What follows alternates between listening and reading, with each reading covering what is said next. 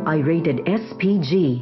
Striktong patnubay at gabay ng magulang ang kailangan. Maaaring may masiselang tema, lengguwahe, karahasan, sexual, horror o droga na hindi angkop sa mga bata.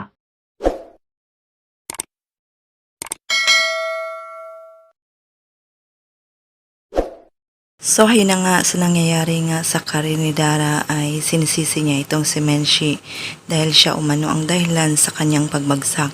Kaya naglasing ito at pagkatapos ay sinugod nga si Menshi sa kanilang lugar. At yun na nga, nagkasakitan nga sila ng pisikalan.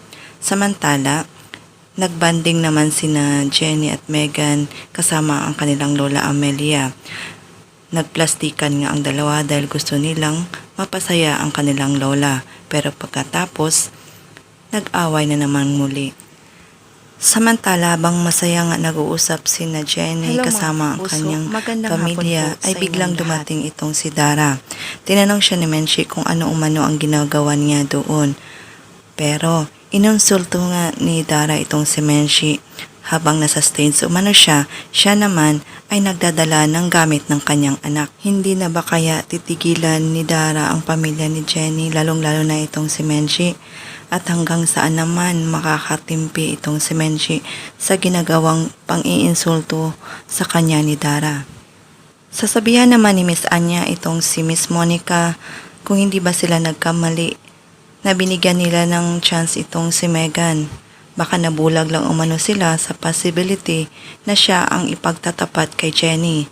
Napaisip tuloy itong si Miss Monica. Samantala, may good news nga itong si Miss Bana kay Jenny. Mayroon umano siyang bagong endorsement at guesting at hindi niya umano sasabihin kung saan ito. Ayon pa kay Miss Bana, kilala niya umano ang taong nag-request na maging guest siya. Sinit pa kaya ito? Aabangan din natin guys dahil pupuntahan nga ni Jenny ang kanyang kaibigan na sina Nancy at Yuna. Magkakaayos kaya silang tatlo at mawala na nga ang tampo ni Yuna at Nancy kay Jenny? Lahat ng yan ay ating aabangan mamaya dito lang sa Born to Shine. Maraming salamat po sa walang sawang panonood. God bless.